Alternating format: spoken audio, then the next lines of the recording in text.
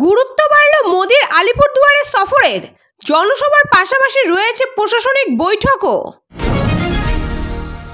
পাকিস্তানকে বলুন ইসলামাবাদের বন্ধু তুরস্ককে কড়া বার্তা ভারতের। তৃণমূলের ছাত্র পরিষদের কার্যালয়ে উদ্ধার কাউন্সিলরের দেহ, চাঞ্চল্য নদিয়ার হরিণঘাটায়। মিড ডে মিলের খিচুড়িতে কেন্ন, অঙ্গনারী কর্মীকে তালাবন্দি করে বিক্ষোভ অভিভাবকরা। হিন্দু ধর্মেও মোক্ষের ধারণা রয়েছে, ওয়াকফ মামলায় মন্তব্য প্রধান বিচারপতির। আসছে বিস্তারিত খবরে। বছর পর আলিপুরদুয়ারে সফরে আসছেন প্রধানমন্ত্রী নরেন্দ্র মোদী।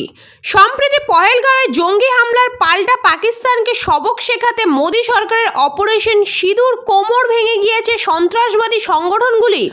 পাকিস্তান ও পাক অধিকৃত কাশ্মীরের একাধিক জঙ্গি ঘাঁটি গুড়িয়ে দিয়েছে ভারতীয় সেনার আক্রমণে। সেই অপারেশনের সাফল্য প্রচারেই দেশের বিভিন্ন প্রান্তে ঘুরে বেড়াচ্ছেন প্রধানমন্ত্রী নরেন্দ্র মোদী।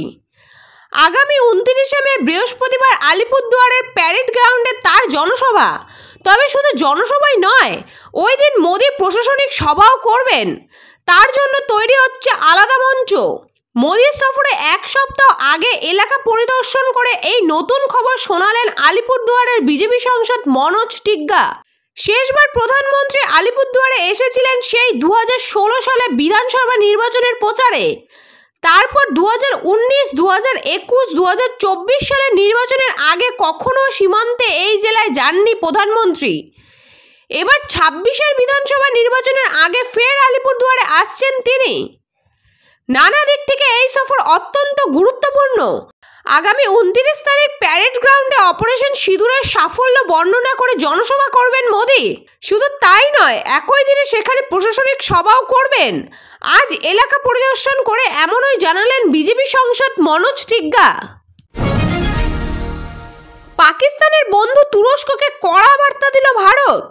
বৃহস্পতিবার সাংবাদিকদের মুখোমুখি হয়ে বিদেশ মন্ত্রকের মুখপাত্র রণধীর জয়সওয়াল বলেন, যে কোনো দ্বিপাক্ষিক সম্পর্ক তৈরি হয় পরস্পরের সমস্যাগুলো উপলব্ধি করার মাধ্যমে।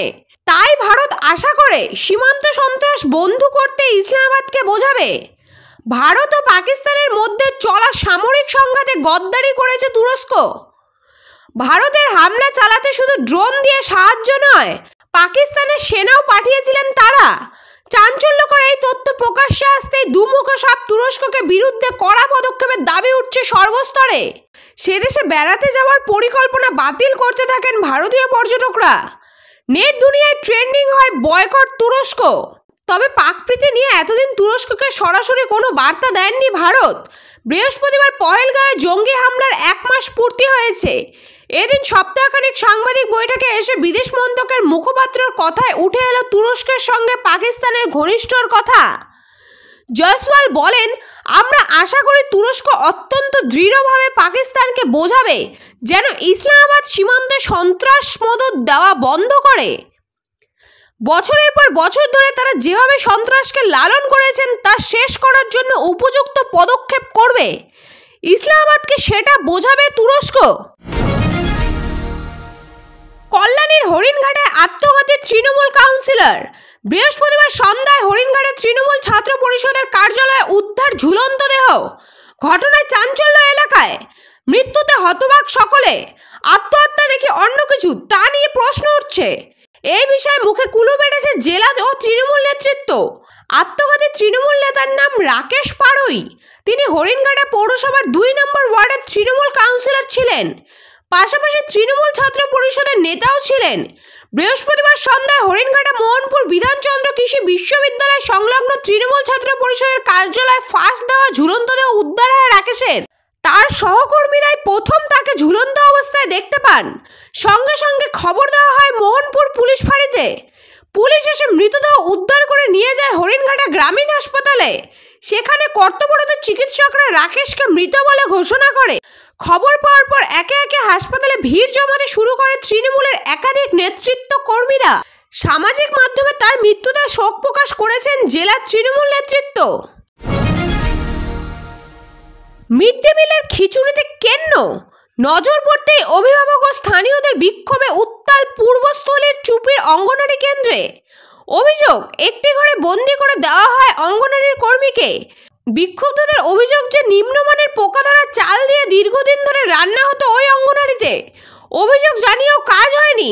খবর পেয়ে ঘটনাস্থলে যান পঞ্চায়েত প্রধান, সিডিপিও সহ পূর্বস্থলী থানার পুলিশ। পূর্বস্থলী 2 নম্বর ব্লকের বরকাইবাতি এলাকায় অঙ্গনারীতে 65 জন পড়ুয়া, তবে কর্মী মাত্র 1 জন। সহায়িকা পদে কেউ নেই।